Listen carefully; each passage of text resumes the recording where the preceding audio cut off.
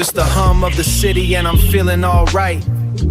Got this quiet moment in the heart of the night, and the neon signs are bleeding through the haze. Hello, ladies and gentlemen, boys and girls, children of all ages.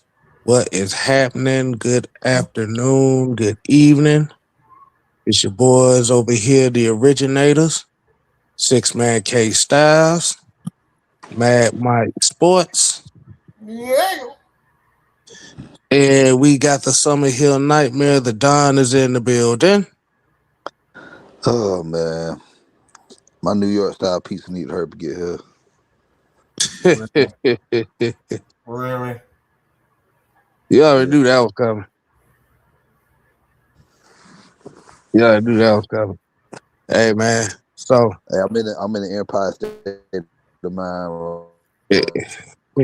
you're in a New York state of mind. Ain't that what you said? Yeah, Hey man, my appetite why you is be, though. well while we sitting here with a New York state of mind, man, we just gonna go ahead and give a shout out to the people that's in here already.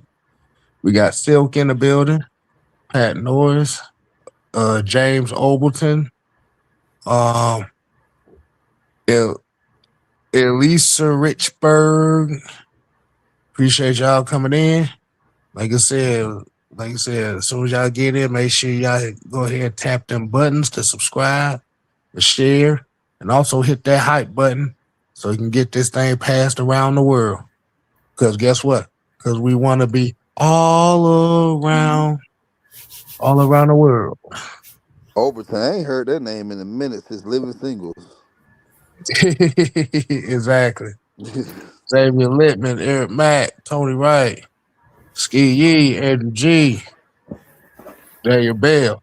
All right. So, as y'all see, as today's episode, we will be talking about Davante Adams and AJ Brown trade rumors and the disadvantages of an increasing wide receiver market in the NFL. We're going to definitely tie this into the Falcons situation with Drake London as well. But before we go ahead and get started, hey man, let's kick it off with a couple sidebars here, man. So, hey, Mike, Don, what's on y'all mind, man? Well, how we want to kick this thing off? I got it.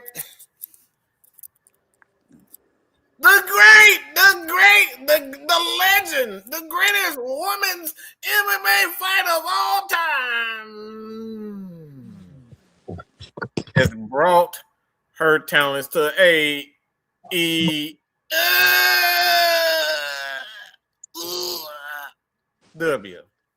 You talk about Ronda Rousey going to AEW. Ronda Rousey going to AEW. I don't. My question to you is, how long they gonna get her before she start busting, start blading herself and be bleeding all over the place? It seemed like that's the prerequisite for every wrestling match over AEW right now. It seems like that. Look, everybody bleed. Like motherfuckers sticking chopsticks in their head and every damn thing. Like, what the hell is going on over there? Like, what's the infatuation with poking yourself? Okay, you know what? That didn't sound right, but you kind of get what I say. Somebody gonna end up with a gun or something and start shooting somebody. At this point, they doing everything besides gun violence. At this point, yeah. That ain't too far behind. That is not too far behind here. Like I said, this is the same wrestling organization that got Sting's old ass jumping off of goddamn ladders through tables and shit at damn near 70. So yeah, I don't like that at all. I don't like that. Like, Sting is too damn old to be doing stuff like that, and he know he's too damn old to be doing that. But I don't. I'm trying to figure out somebody that talks so much crap about the industry. Now you back. it kind of makes me wonder why the hell you start talking crap to begin with. When the money get low and the hungriness show. So you think it's the bread? The bread, it always look. The paper, the paper, the paper, the paper. Will, I'm trying to find the word. Will get people to do whatever they need to do. Mm-hmm. But the Georgia Texas boy, Dre Murphy, Dreddy, what's going on? What's going on? What's happening?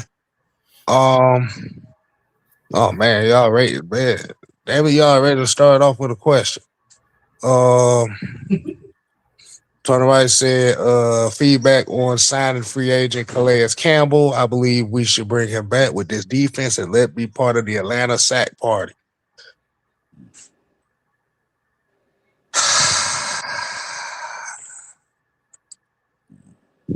No.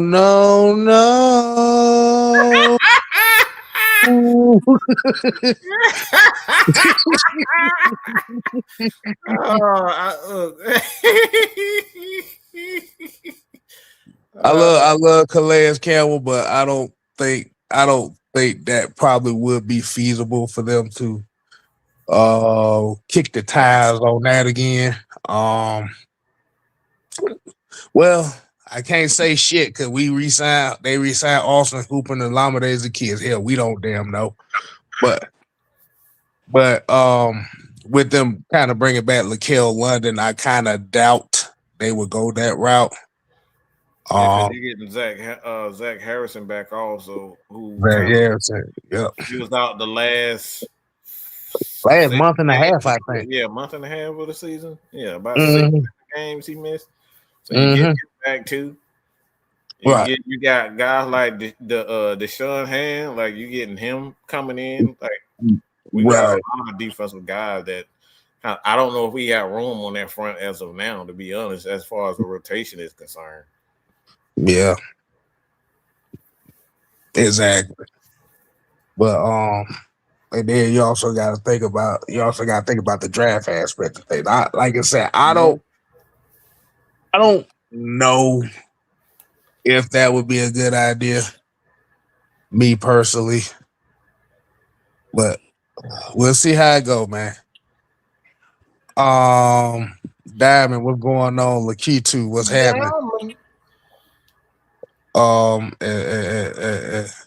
If you hear cheering in the back, that's Mr. Styles watching the Hawks game right now, so you already know how that goes. But let's go ahead and get right. Okay, so Don, you got a sidebar or something you want to get off your chest before we start, man? Let's proceed to the show. You said what? I said we can proceed to the show. Okay. So I guess you got all your sidebars out the way over Mr. Wide Network. No, I'm waiting on my pizza, man. Wow. AKA wow. he ain't got his tackling fuel. He ain't got his tackling fuel. Wow. But well, I will say this too. I'm looking at this World Cup, man. This World Cup is going to be very intriguing. And everybody already kind of seeing the effects of the World Cup within the city of Atlanta right now, as they're literally sitting here cleaning up everything right around the stadium. They done kicked all the homeless people out from under the 85. Yeah. They tore down all the hoods and stuff like that and built all the high rises. But this World Cup this year is supposed to be it is going to be one of the biggest World Cups in history. On average, it's up to about 32 teams. This year they're going up to 48. 48. Sheesh. Yeah, Mm. and as the city of Atlanta is expected to get at least 3 games out of it. I will say just based off the rounds and stuff that's going on right now, I'm kind of 50-50 on Team USA's chances of even making it out of the group stage. Because they get the automatic bid since they're the host nation, but I don't. It's a 50 because I think they got Paraguay. I think it was Paraguay. I think they still waiting on Paraguay. Turkey and stuff. Paraguay. Paraguay, yeah. Paraguay. But we still waiting on we got about a whole other month before they announce who's gonna be on the rosters and stuff like that. But I'm kind of expected Coach Pochettino, like you said, since he's Argentinian, like you said, they're bringing in that South American attacking style to Team USA. For those that watch Atlanta United's glory days, which was the first 3 years of them being in the league, that's pretty much the formation and kind of like the attacking style that you're going to be expecting Team USA to run. They got a couple guys on there right now where they're trying to figure out if they're going to play for Team USA or they're going to play for Germany because they got dual citizenship. So players can choose which nation they want to represent if they got dual citizenship. So basically, who's going to offer them the most money? Right, basically, yeah. So I just want to get that out the way right there. Just kind of give everybody a little bit of heads up. I was just hoping Italy. I hope Italy wins it all this year. Italy. Why is that? Cause man, the Italians, they need another World Cup, man.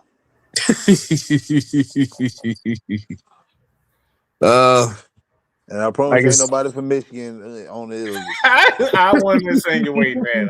I wouldn't say I that. wasn't insinuating that. Nah. But we do have some. Michigan do have some people from Italy on their college team though. So. Okay, that makes sense. That doesn't surprise me at all.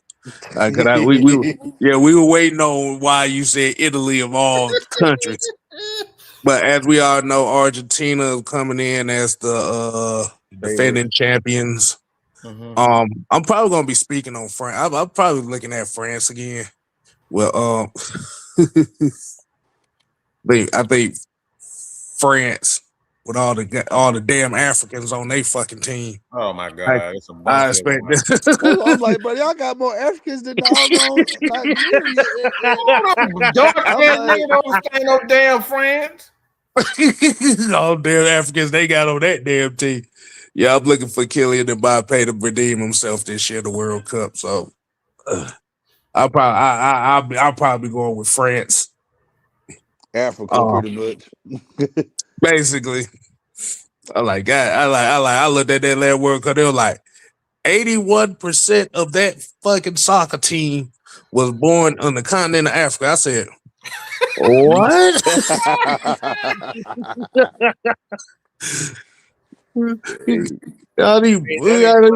That explains a lot of shit, to be honest.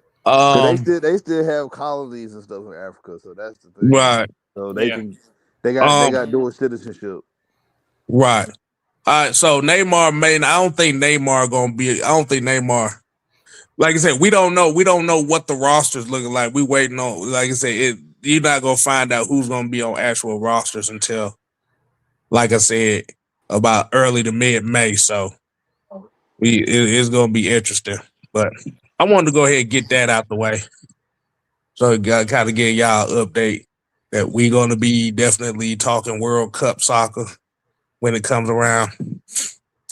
So let's get right into the topic.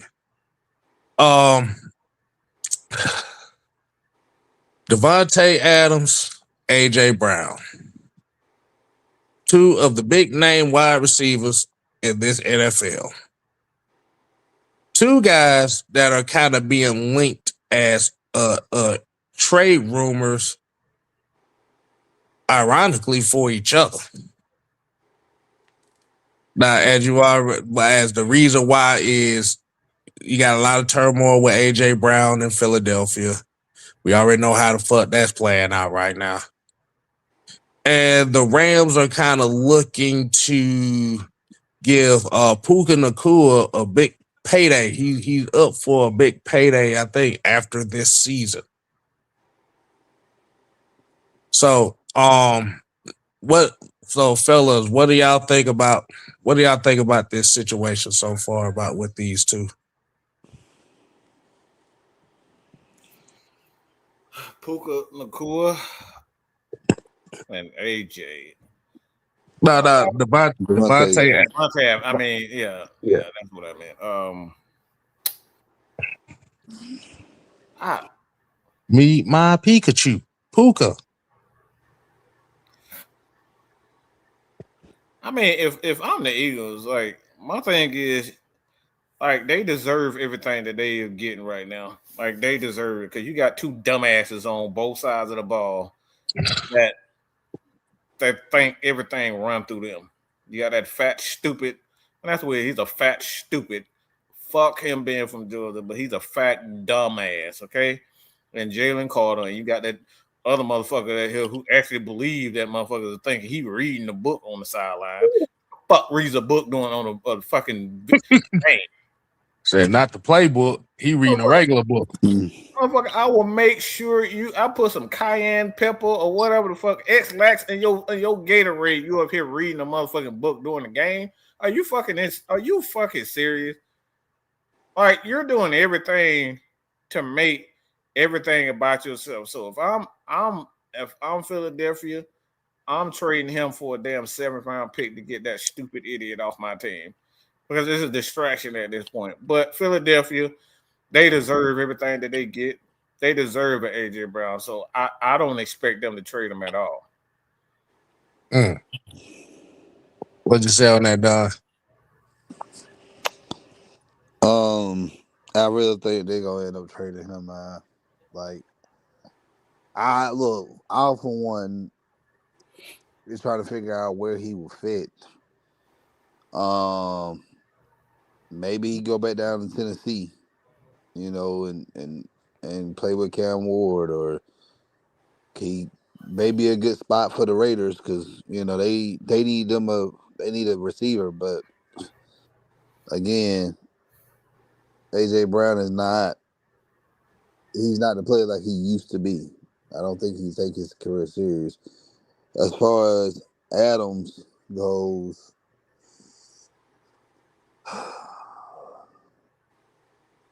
I could see him with a team like Houston. I know they got my boy down there. They got my boy down there, but at the same time, I think he'll fit well in Houston, or he'll fit well. I say Detroit might be a good place for him. Detroit, they feel like they are 1 and 2 playmakers away for being in the Super Bowl. So yeah. Okay. Yeah, because I'm looking at the situation. I'm looking at both of these situations, and it's starting to become a major issue. As far as where the NFL, like I said, value of possession starting to lie. As we already know, a quarterback is the biggest money maker position in the NFL. And what it used to be pass rushers 2, and then like offensive tackles 3, especially left tackles. Mm-hmm. But the wide receiver room is literally becoming the second most expensive position in football. Truth, what's up, man? You in here? Yep. Hey, what's going on, man? So, coming from the mindset of a coach, what do you think how do you feel about the state of the wide receiver position in football in today's game? They're annoying as hell. They cry too fucking much. I mean, they're the quintessential divas. I mean, calling them divas is really a compliment because I got a few more names for them. They bitch too much. Mm. All right. And I don't feel like with the vast majority of them saying that they they numbers equal they bitch. Mm. Mm. Yeah. And then you got some who be a combination of bitching and moaning and complaining, and then that 100% healthy. That make sense. Yeah, because I think AJ Brown, one of his biggest problems was when they was winning, he was complaining about not getting the ball that much. It wasn't until he started getting a lot of the targets is when they started losing. Yeah. Make that. You see how that works? Find your strength. And A real quick tidbit. I'm not gonna throw the show off at all. Overfemi attack Brock Lesnar. Okay, now I had to throw that in. I'm sorry. good shit. Yeah. But the ruler versus the beat. He attacked Brock Lesnar. But I Yeah. want. Hey, I just. I Hey, no. That's fine. That's fine. That's fine. That's perfect. that was burning inside of me. That's perfect. Like I said, as long as Brock put Femi over WrestleMania, I'm cool with it. I hope so. I think like I said, Brock lately has been putting over a lot of people. He's been putting people over in his matches, so I kind of give him credit on that. Even though he suplexes the fuck out of everybody, but he still puts over guys. Yeah, because when he came out there, when he came out there, Paul Heyman came out there. Of course, without going into too much, Paul Heyman got Brock Lesnar out there, and Seth Rollins in the ring, and Brock Lesnar done suplex about 40 men dressed in black. he suplexed all the black mass people. Yeah, he done suplex all the goddamn. He's still breathing hard right now. Yeah. God damn. Oh man. But Mike, the same question that I asked True, man. So what do you think about what do you feel about the state of the wide receiver position in the NFL?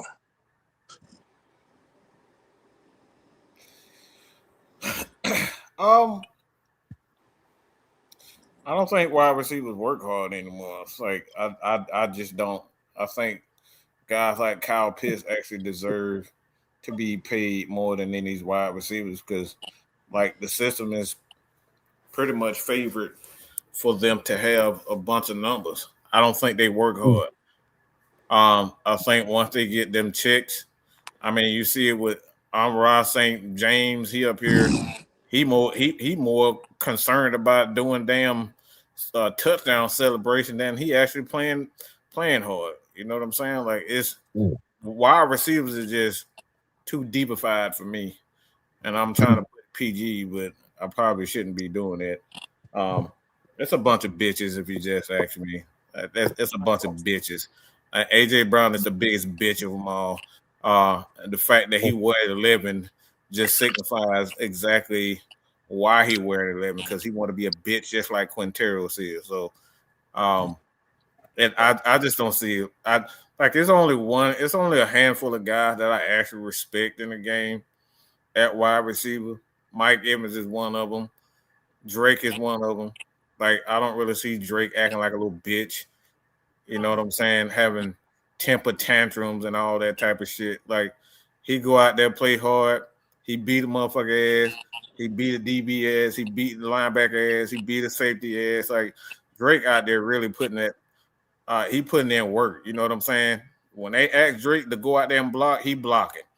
You know what I'm saying? You have to little punk pussy ass AJ over there, AJ Brown, and a lot of them Um, I mean, look at George Pickens. I love George Pickens, but he's a big bitch too.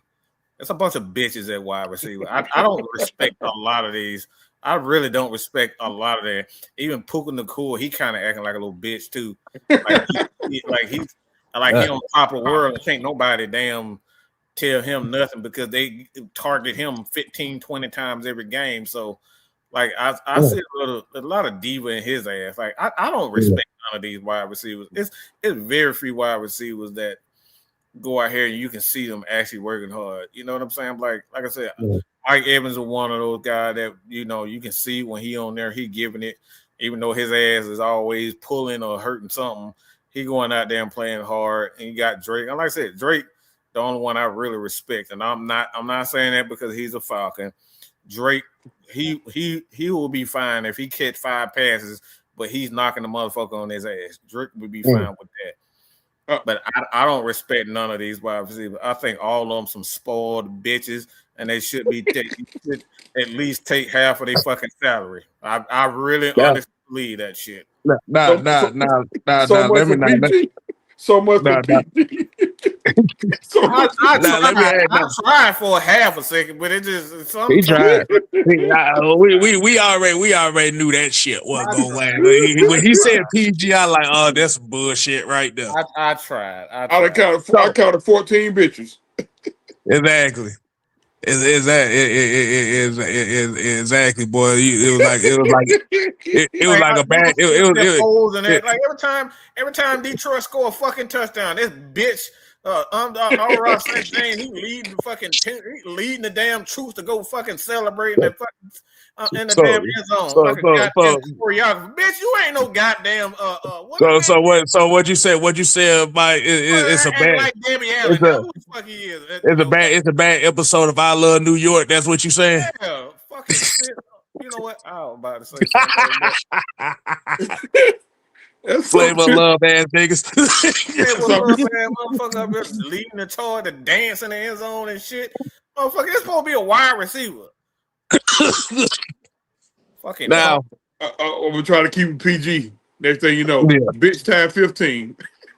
So Jordan Texas boy said, watch out for Pitts to be traded to Philly for Goddard for a couple picks. Man, now, you don't crack, man. What the fuck? Why the fuck would we want to bring that broke lad motherfucker here? So my question to this is, are we watching out for it, or like I said, are you telling us to watch out for it, or are you hoping that it happens? Or do you have sources? Because some no, damn the sources. So that's the question. Should we watch out for it, or are you wishing for it? Yeah, because the thing about it is, I've been hearing a lot of this around the city of Atlanta here the last couple weeks now, and it's all and the majority of it is it's more of a hoping that it happens than thinking that it happens. Oh, whoa! Who signed for 1 year, $7 million? Nah, that was Dallas Goedert. He re-signed with the Eagles for 1 year, $7 million. So why would he sign a 1 year deal for $7 million? And how exactly would that help the Atlanta Falcons offense? I'm kind of confused by that. You think Dallas Goedert would help the Atlanta Falcons? Because that's what you're doing. If you're giving away Kyle Pitts, Dallas Goedert can't do the things that Pitts can do. So how would that favor the Atlanta Falcons? You're just doing it for picks in the future? Because that's what you're disregarding. You're disregarding the present if you trade Pitts away. So pretty much what it sounds like. I think he's so my next question is, if that is on the table, would you say that Dallas Goedert is a better fit for Atlanta than Kyle Pitts? Just asking. Like I said, just asking here because we're under the assumption that Dotson actually gonna be good. Yeah, because the thing is, assumption that Austin because Hooper is still the same player. We're under the assumption for that. because the thing that I look at with that is, yeah, you trade and you get a couple picks out of it. But like I said, that's the guarantee. But my thing is, what's the guaranteed cap hit for that? Because remember, he's under the franchise tag, so that's all that's guaranteed. So that's going That's a against the get. cap. You franchise tag guys to negotiate a contract, okay? Yeah, That still means you're playing for the Atlanta Falcons. You're going to play for the Atlanta yeah. Falcons this year. Because the thing about it is if we're looking at Dallas Goedert and we're saying Dallas Goedert is the better fit than Kyle Pitts, then it will be no need for them to even franchise tag them and let them walk. So let me look. He throwing a whole bunch of stuff out here. He talking about cheaper. Who the fuck cares about being cheaper at tight end? A tight end with his skill set is a whole lot cheaper than a wide receiver. A starting wide receiver gonna give you. You're not going to play under $16 million for wide receiver just for being the number 2 wide receiver. That's the going rate on wide receivers. $16 million. Him being a tight end, him being a tight end, an elite tight end, money wise, stats wise, he's going to give you. That's the maximum for that. And Pitts, he give you the best of both worlds. Not only with his skills, but with the money too. You're getting half of that. You're damn near getting half of the salary if you keep Kyle Pitts, and you're getting physicality, the ability to block, and the ability to pass catch and all. So what is getting rid of him going to solve for the Atlanta Falcons? My thing is, if I want to get rid of Kyle Pitts, I would have never franchise tagged him in the first place. Exactly. You see the thing about that scenario right there. That scenario it kind of doesn't make any sense for the simple fact that the franchise tag is guaranteed. So that's going to go against your cap. Yeah. Now, the thing about it is, if this was Thomas Dimitrov, this would be a little bit different. The problem, like I said, the problem is if I feel like Kyle Pitts, and like I said, just going off of, since we're talking about trading Kyle Pitts, so basically from what your words are saying is that Dallas Goedert is the better fit than Kyle Pitts in Atlanta. Because he's cheaper. He's cheaper because he didn't get tagged for shit. But it seems like he want picks. A lot of people just want to trade picks because they want to get picks and dream about what we can get in the next up and coming draft. Right now, I'm not thinking about it. My thing about that whole scenario is, if I feel like Kyle Pitts no longer fits in this Falcons offense, and I just wanted to trade it, use him and I want Dallas Goedert more than Kyle Pitts, like you said, you don't franchise Kyle Pitts unless you're, like you said, you're looking for a new contract or such and such. The thing about it is with him being tagged at the $16 million mark. Remember, Dallas Goedert signed his contract literally the later parts of free agency, so that's where most of the cheap contracts come at. Dallas Goedert was not a first day guy. And remember, the tight end position is one of the cheapest positions in the NFL as far as pay per year. So again, how does that help the Falcons this year, dreaming and hoping that we get picks that actually matter and people be in that position? To be in that position, if that is the case, if I feel like I said, if I feel like Kyle Pitts doesn't, if I feel like Dallas Goedert is more of a fit for this Falcon offense than Kyle Pitts, I let Kyle Pitts walk. He was already. But Everybody knew he was gonna be available anyway. So why the fuck would you? My thing is, why the fuck would you sign Kyle Pitts anyway if you thought that Goddard fit this offense? That didn't make any sense. Y'all fans, y'all be wishing too much for what else. Y'all do what else too much. This is not Madden, y'all. It don't work. Everything don't fall in your lap like that. Mm-hmm. Everybody keep thinking that we can find another Kyle Pitts. No, y'all. These are the same. But hold on, these are the same people who swore on their mama, their grandmama, that we was gonna find another quarterback after Matt Ryan. And look where we at now. Like no. You got to get that right. They thought we was gonna win a Super Bowl after trading Matt Ryan. Mm-hmm. I'm like, but y'all don't know what y'all be talking about sometimes. Like cheaper. I'm like, it'd be cheaper to get, bro. You sound like you went to Golden Glide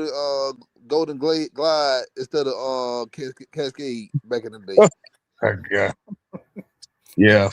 Well, Golden Glade is cheaper, man. There's a lot of hope in it. Yeah. It's a lot of hope in it. Like I said, what it is hoping that somebody is going to come forth with a deal for Kyle Pitts. Because essentially what it comes down to is it's that same notion that comes with Kyle Pitts. We got to get rid of Kyle Pitts. That comes down to the notion of it.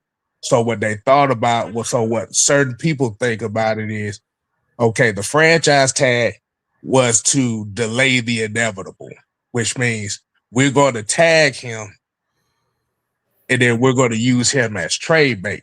Here's a problem. You tag him, that's $16 million guaranteed to him, which means he gonna get that regardless. He's getting that regardless. So that's going to count against you anyway. So I don't, like I said, that's just me personally. Question. What's up? What are the percentages of the draft anyway in regards to guys actually performing to that pick? To that fourth overall pick. I'm just talking about just in general. Second round, like what's the percentages of that anyway? No. Just any position, any pick, it don't matter. Overall, what's the percentage of him actually being successful from that pick? Hey, you looking at about anywhere between 35 to 40%. So that's 35%. And I'm just guessing on that. I don't even know the actual percentage. The percentage is actually lower than that. If you look at every single pick from where they are, chances are they're not going to live up to that pick. Whether it's seventh round or first round, chances are you're not going to live up to that hype. So here's the next question that goes with that conversation. So if we are to use Kyle Pitts as trade back, and I'm asking everybody that's watching the question. So we're going to use Georgia and Texas boys scenario here. We franchise tag Kyle Pitts to trade him for Dallas Goedert. So I want to ask everybody a question in here that's watching. So let's say that is the scenario. What do you think is the draft capital compensation that the Falcons could get for Kyle Pitts? But the better question is like right here, kid. Mm-hmm. Who in the draft gonna give you 88 catches, 928 yards, 5 touchdowns, and 10 per catch in this draft? Mm. On top of what you just said. Yeah. Because, like I said, that's why the question that I want to ask, because I want to make this into a conversation piece. Yeah. So if we're using Kyle Pitts as trade bait right now, what is the draft compensation do y'all think that Kyle Pitts will be worth at this point in time? Because if you're expecting a first round pick, You're not going to get a first round pick if you think that he's that disposable. Mm-hmm. I'm about to go make me a pizza bagel. Because you're see, my thing is it goes back to hope. I don't look. Hope is the stupidest shit you can look. That's the stupidest shit you can talk about when you talk about sports. That's the dumbest. That's the quickest way to get your ass fired. Man, we've been hoping for a playoff berth for the last a decade. We've been hoping that we're gonna get back to the playoffs. Make the right moves. We still ain't made the right move to get back to the playoffs. Right. Yeah. So I got some answers here. TJ Boyd said a second and maybe a third realistically. Vincent said a third and a fifth. Southside said I believe Pitts could go for a second. The best you're gonna get is a fourth round pick for Pitts. Justin said I looked up guys in the NFL who get drafted fourth overall. Only 8% will live up to that expectation. Ooh, especially fourth overall. That's a fourth overall. Yeah. So the best you're gonna get for Pitts is a fourth round draft pick. Because you got to think about it. Teams are, if you trade him, yes, we're going to be eating up that 16 mil. But he's going to go to a team that their team has to negotiate a contract with. Oh, I see. I you know what? I think I know what it is. I think I know what this is about. It's not the yard, it's the touchdowns. See, he's valuing Goddard's touchdowns over Kyle Pitts' yards and catches. So that's why that's why he's bringing that scare, because he's thinking that those 11 touchdowns will supersede Kyle Pitts' 900 yards. But you know what? Of course, Goddard gonna have a lot of touchdowns because all Hurts does is check down the ball to tight ends and the running back. He does. That's all he does. Like, what are we talking about? Because let me see. Hold on. Because it has to be something in it for the other team also. If they giving up a second round, that means Kyle Pitts has to be their number one option for them to give that. Because you're not because if you're expecting a first or a second round pick for Kyle Pitts, you ain't getting that. You ain't gonna get that. Because they got to go to the negotiation table. As soon as they get Kyle Pitts, they got to negotiate. Yeah. They have to negotiate a contract for him. Yeah, y'all know what? It may not be the case with anybody over here, but when it comes to Kyle Pitts, it's still a good portion of this fan base that ain't got over the draft. They ain't got over. They 2001. I was gonna say that. Yeah. They ain't got over the Justin Fields, the Justin Fields, Michael Parsons draft. Fan base that ain't got over us not drafting a guy who just got sent to his fourth mother sucking team. And so this is when you start getting some of the most ridiculously incredible shit being said. Why in the entire Oh, Jesus Christ! What the fuck is going on here? Oh my Jesus! I'm close my eyeballs for a second, y'all. You know why? Be careful, open them. Would we go through the links of franchising him just to trade him? Jesus Christ, boy! For Dallas Goedert and picks. There's a such thing as mental health and mentally unhealthy. That's some mentally unhealthy shit. I love everybody. I never disrespect nobody, but that was crazy to me. The shit he just said is even crazier. That shit don't make no sense what you just said. Because I'm looking at career wise, I'm looking at Dallas Goedert has 1,000 more receiving yards in a career than Kyle Pitts in 30 more games. Is this guy a Falcons fan? This motherfucker trying to train everybody on the damn team. This guy. Let's say you just trying to rebuild and play man, because that's what the fuck it sound like. What the hell happened? This motherfucker said he's assuming that we trading the AJ on top of it. The fact that they're trading. What? He said No. Basically, what he's doing right now is he's coming up. What it is he's coming up with a bunch of trade scenarios to add. What it is he's talking about AJ Brown. He said AJ Brown. Because that don't make no sense. Why would they trade AJ to hit that cap to bring in a motherfucker that needs another contract? That's the only thing you got to look at. Because even Dallas Goedert's going to be looking for another contract, too. He's going to be looking at. I'm talking about when you trade A.J. Brown away, you assuming that Kyle Pitts is going to take far less just to play with the Eagles.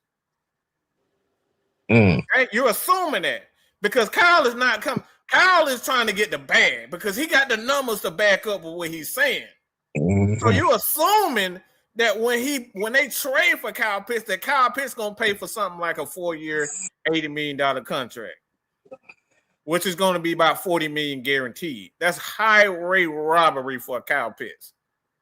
So you're assuming because on top of that, they got Smith.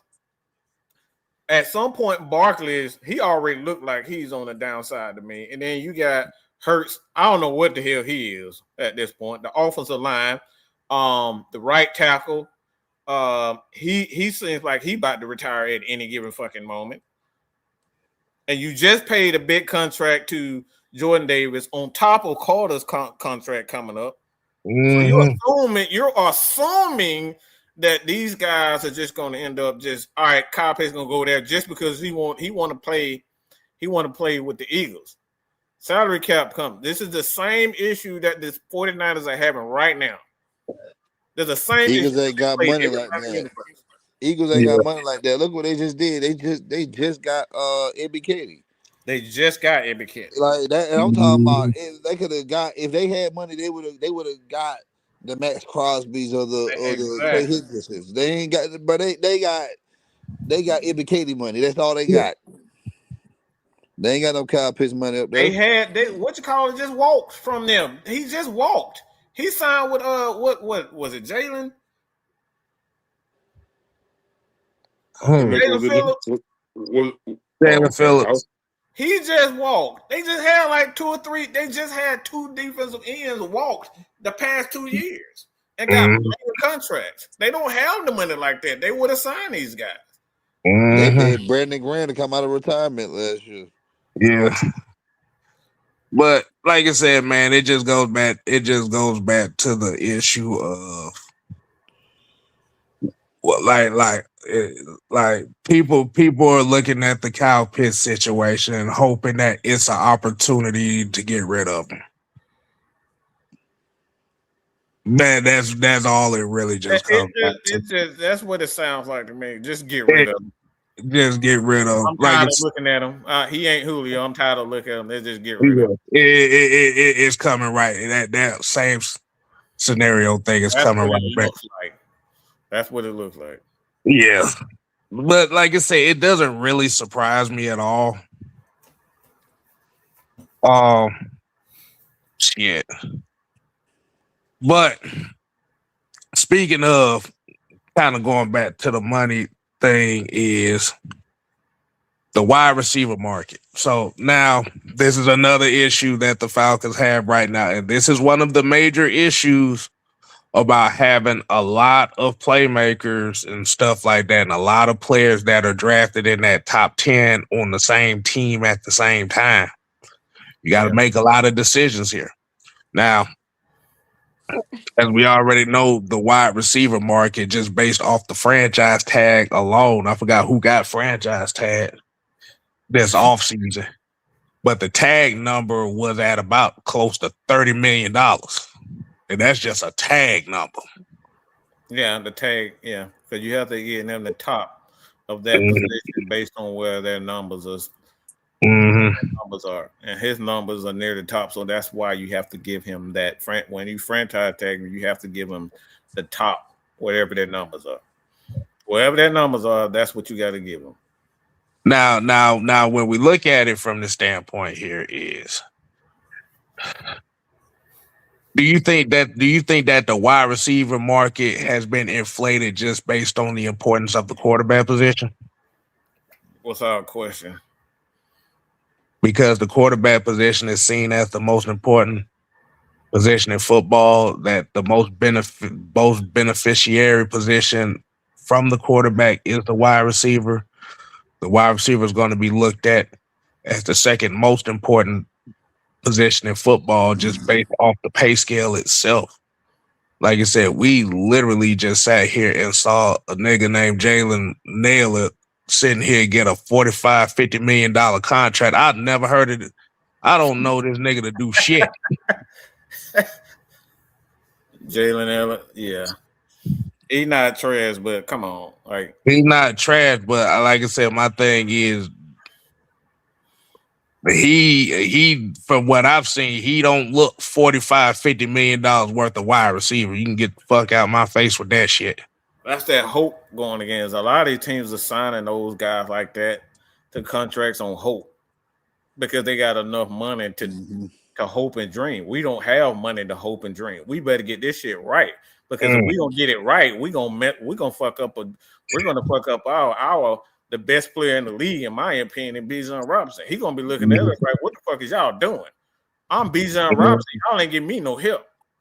Right. We ain't got time to fuck around and say, let's wait a minute. Like, no, we ain't got time to wait a fucking minute. Get this shit straight now. Right. Now I can see this situation playing out for Kyle Pitts. They just gonna let him play off that tag and let him walk next year. And let him, that's a possibility. And like you said, I would rather do that. Like you said, I will more likely see that than them actually trading them. They could have done trade Because the thing right now is you're in a situation, Falcons wise, where you got to choose between Kyle Pitts, Drake London, or Bijan Robinson, and who's going to be the first one to get their money. Mm-hmm. And let me ask everybody back here a question. Who would you prioritize as getting the next big contract? Kyle Pitts, Drake London, or Bijan Robinson? I'm going Bijan Robinson, but I'm gonna play by the rules. You got to get Kyle Pitts the contract first, and then get Bijan the contract. And I'm trading Drake. I'm trading Drake right now. His stock with him right now it's never gonna get any higher than what it is. I'm trading Drake right now. Yeah, I am too. I'm trading him to Pittsburgh. I'm trading him to Pittsburgh for a pick and getting Roman Wilson. Of course, Yeah, no. of course. Why would you? Okay, why? Hey, we already got Tua down here. We're gonna have the Usos. We're gonna have the bloodline. What school did Roman Wilson go to? I'm trying to find Michigan, but he's from Hawaii though. Bye. Hey, he made that spectacular catch in that Rose Bowl game though. So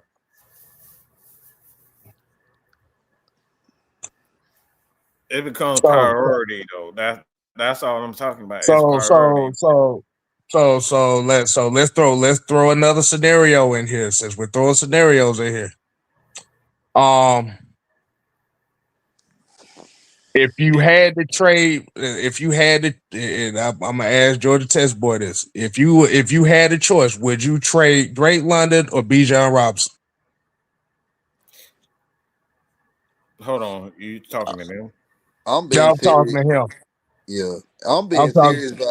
serious about Roman Wilson though because he can play Man, outside the numbers. he ain't gonna cost a goddamn thing. Yeah, Yeah, you're not gonna cost much. He ain't he can gonna play out. cost Listen, shit. he can play outside the numbers and he's physical and blocking, But run blocking. That's what we need here. He's the guy but that you can bring him in. I yeah, ain't gonna say he'll give you production that yeah. Drake gives you because of course the receiving yards and touchdowns are gonna go down, but we just trying to run the ball, man. That's Mhm. all we trying to do, You and trying he to can do keep that. your defense together too. I Yeah, can't. I can't you do gotta think. that. Yeah, Without, yeah, you gotta think about that aspect too now, because for the simple fact is where Jabbar Chase is money wise right now. That's where Drake London gonna be looking at. He's gonna be looking around that range, that Jabbar Chase range, that Mhm. 35-40 million. Yeah, Now you gotta look at it from the standpoint. Do the Atlanta Falcons run an offense that coincides with having a $40 million a year wide receiver? I think you need that, man. We see what happened when we had Julio here, and Mhm. we can keep anybody. It was either keep Julio happy or let the defensive side of the ball squander, and that's what we did. We let the defense side of the ball squander and paid Julio all this money, and Mhm. guess what happened after the Super Bowl run or whatever? We kept missing the playoffs. But that's what, yeah, yeah. That So like you I said, can't, that's the big question. But that's the yeah. big question that I have. That's the big question that I have is do we have the offense that is worth having a $40 to $50 million wide receiver? We don't need that. You're not winning. You're not winning championship nowadays without a winning game. Yeah, You're you need not a run winning game or and, offensive line. You're not and, winning a championship. and tight ends make your offense so much dynamic than a receiver. That man You said get he so does much he from the does tight ends. that man said he does not see Drake getting more than 30 million from Atlanta. Shit. That Shit. motherfucker been bet $80 million in the first 2 years. If, if I see Jacoby Myers making $28 million a year in fucking Vegas, oh Drake London getting 35 plus. I'm telling you now. If he reached that plateau that he did the year before, he's getting 35 plus. That's the going rate. You're not, like I said, you're not going to shortchange his ass. It is what it is. And like Josh said, if Alec Pierce could get close 30 to 30 plus million, oh Drake getting 35. That motherfucker just started getting good and he got 30 million. Get the fuck out Mm-hmm. of here. Drake Jalen get Naylor, Jalen Naylor got 28.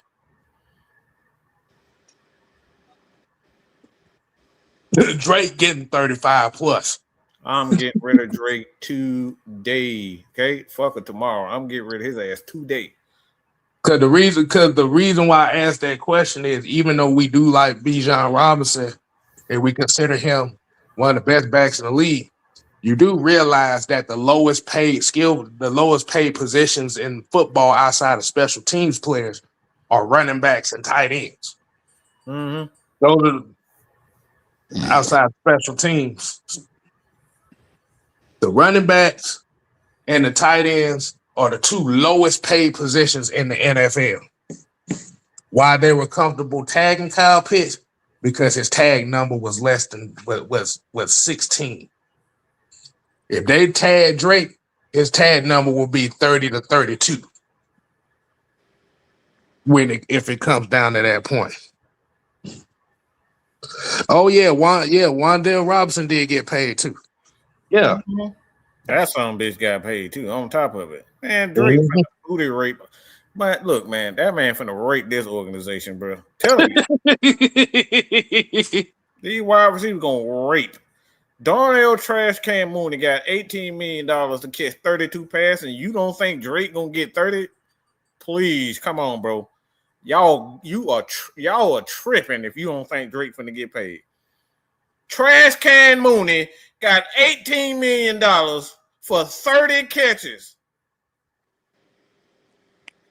He only had 1,000 yard receiving year, and he got 18 million plus.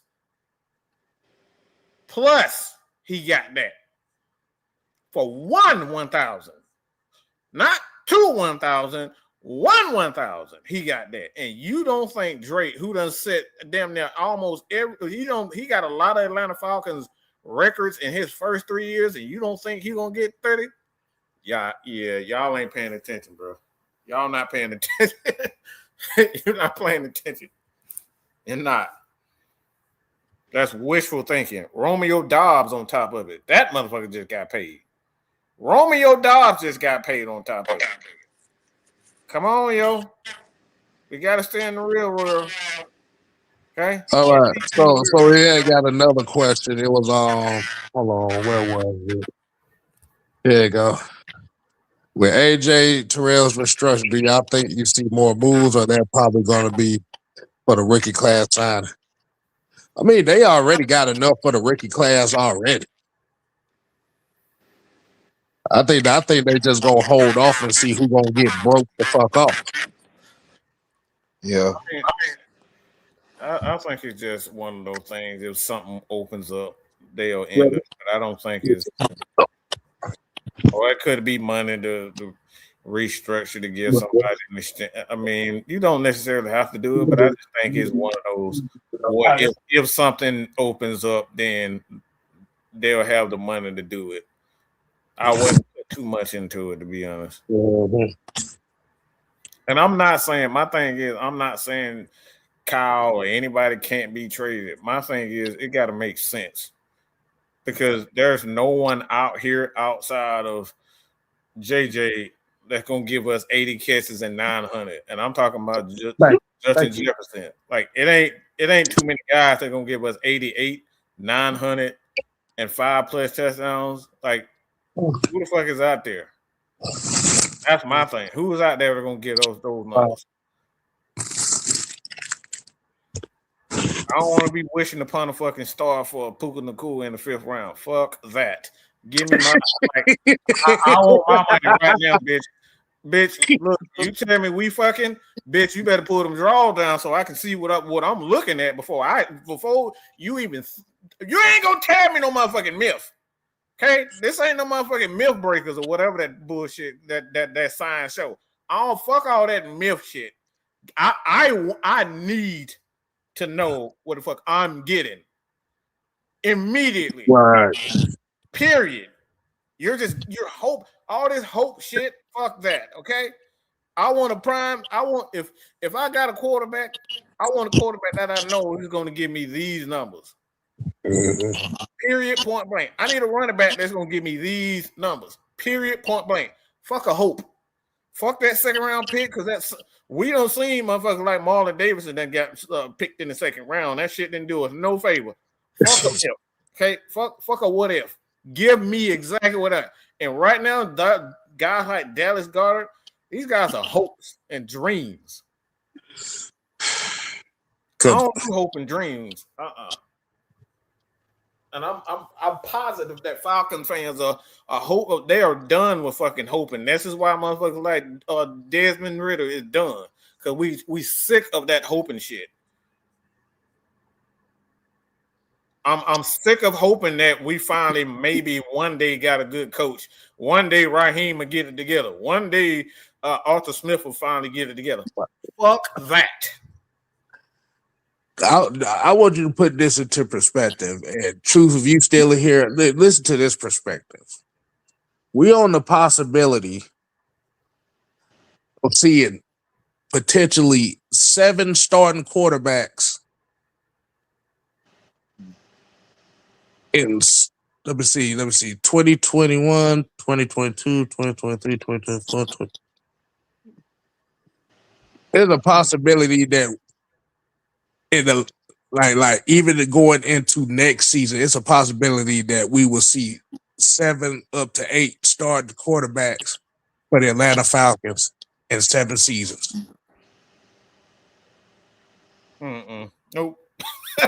Give me two for 100 or for 1 million, please. Think about that. Fuck that. That's exactly what I'm talking about, kid. Think about it. 2021, Matt Ryan. 2022, Mariota and Ritter. 2023, Ritter and Heineke. 2024 and 2025, Penix and Kirk Cousins. Now we're going into 2026, Tua and Penix. We have not had a start. Matt Ryan was the last starting quarterback that we've had in Atlanta that played all 17 games in a season. Even signing Kirk Cousins for $180 million, that shit was a hope because you was hoping his ass wasn't like his leg was going. Even that's a hope. Fuck all this hope shit. Right. To hell with that. See, the thing is, you're only hoping when you know you don't have structure. See, we hope so much is because we know deep down inside this team has no culture. This team doesn't have a system of stability. We're constantly changing ideals every year. You're changing starting quarterbacks every year. You're changing identities damn near every year. Yeah, that's the hope.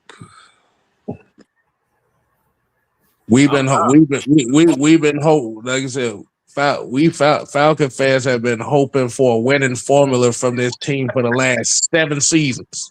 7 straight seasons. We done tried literally everything.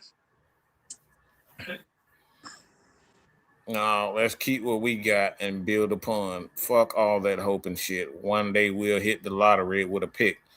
And he'll turn into Matt Ryan or Mike Vick reincarnated. No, fuck all that. But think about it. But think about how unstable that is. The fact that you potentially may be going on the quarterback 6 or 7 in the last 5 years.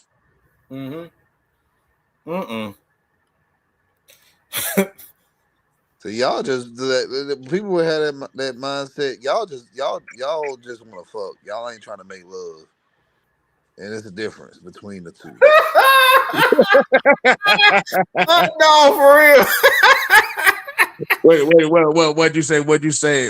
They want that microwave. They want that microwave. They don't want that oven bake. They like that microwave. They don't want nothing that takes a process. They want to they want instant success. Don't work like that, you guys. It don't. Sustainable success don't work that way. It's that even. Just think about that. You're going on potentially 7 quarterbacks. God knows how many wide receivers. Good God Almighty, boy. You're literally going to potentially 7 quarterbacks in the last 5 or 6 years.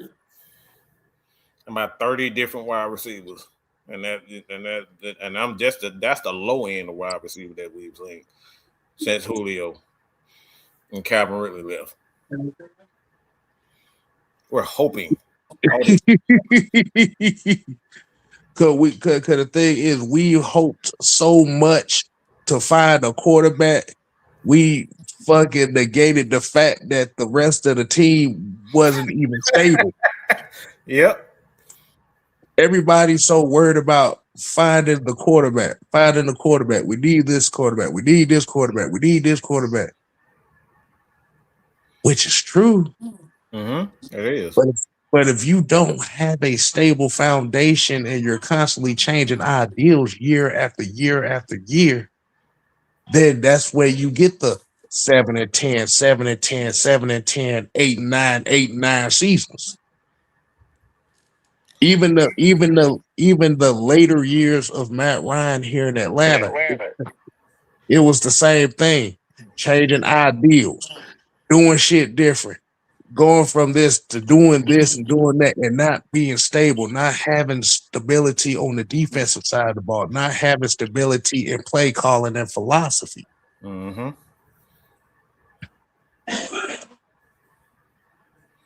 The Atlanta Falcons have a curse. The curse isn't tearing down churches. The curse is impatience. Oh boy. Good God Almighty, kid. That's exactly what it is. It's impatience. The curse of Atlanta sports is impatience and the lack of stability. And guess what, y'all? Falcon fans, we all play a part in it because we didn't beg for stability. We didn't beg for ideas.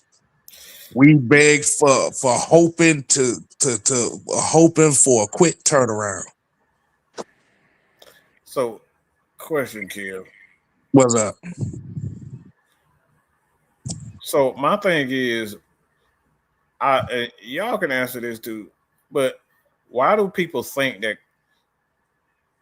like, even when you look at what so-called instant success, instant gratification in regards to like football teams that just come out of nowhere, do teams really come out of nowhere? Because even you see teams like Detroit, they blew up one year. There's no such thing as they just blow up out of 1 year. Look at Jacksonville. Jacksonville just didn't go from a team that didn't have anything to just making they won like 13, 14 games last year. That didn't come out of nowhere. Your foundation, like I said, you're building a foundation, but you're building a foundation that is consistent year after year after year. Mm-hmm.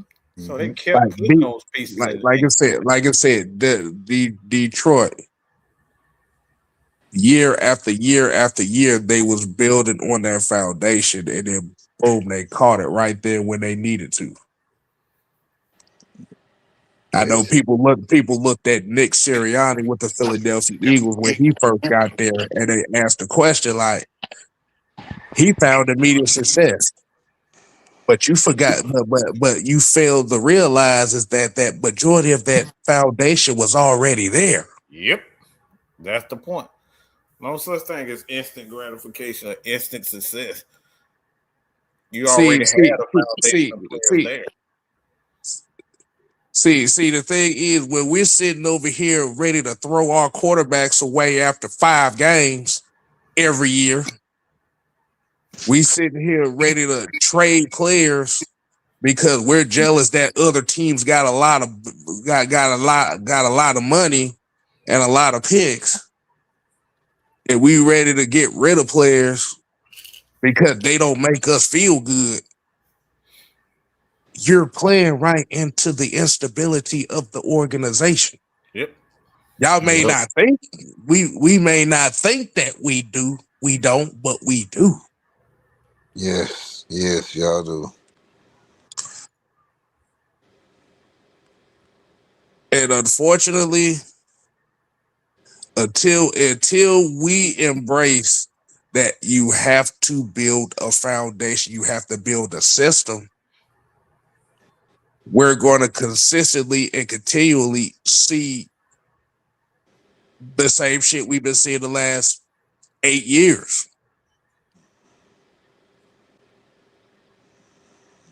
Now, what I like about what they're doing right now, Falcon-wise, is that they're making all the unpopular moves. This is something that the Falcons have not. I've never seen them make this many unpopular moves in the city before. Nobody cares about Deshaun Hand. Nobody cares about Cameron Thomas. They're making a bunch of unpopular and uncomfortable moves coming from the coaching staff to some of the players, to the bargain bin shopping they doing in free agency. This is different than what years past has been. You brought in an unpopular coach. Only reason why he's unpopular because the affinity of Shedeur Sanders, but that's a whole nother story. We passed that shit at this point. Vincent said, I don't want us to be the Jets. I'm going to be honest with you, bro. We already there. We don't fucking lost 7 years, 8 years. We already there. We are the Jets. We are the Browns. We have no stability. None. We could keep Like, listening to that shit everybody else saying. Let's get rid of everybody.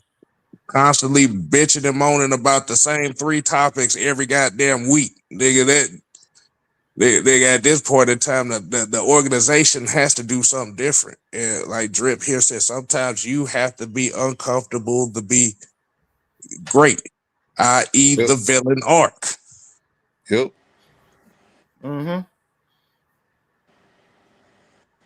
Now, the expectations for them is to make the playoffs for the simple fact that we're hoping that they break the mold. You know, it is going to be there. But I'm fucking with the different approach because it's pissing everybody off, and I love every minute of it. Absolutely. I love every minute of it. That's where Detroit didn't get good out of nowhere. The 49ers didn't get good out of nowhere. The Rams, like those guys didn't, even the Broncos, they didn't get good out of nowhere. They had a foundation. All they needed was to bring in an offensive-minded coach because that defense was the cornerstone of the offense. It's a process, y'all. That's the whole point. It's a freaking process. But and not have, my thing is, who you don't trade guys away like Kyle Pitts when you don't have anything else that's certain. That's a certainty. Right. That doesn't make any sense. Right. Because what makes you guarantee you're going to get a Dallas Goedert in that trade? Philadelphia might not even want to trade that motherfucker. Hell no. Yeah, they may say, "Oh yeah, we'll take Kyle Pitts, but we'll give you a couple of these picks, and that's it." Okay, so you do that. So now, guess what happens? Now you gotta get that replacement plan, and now you got a whole another area of scouting to do. So y'all can take it for a grain of salt if y'all want.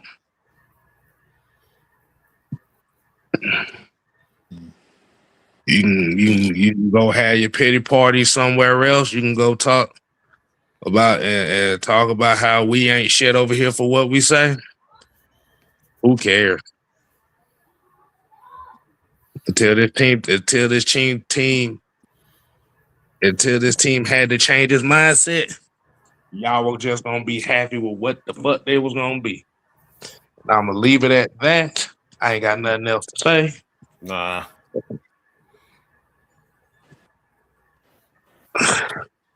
Anybody got some final words before we get up on out of here? I mean, like I said, man, I am not interested, and I don't think any organization.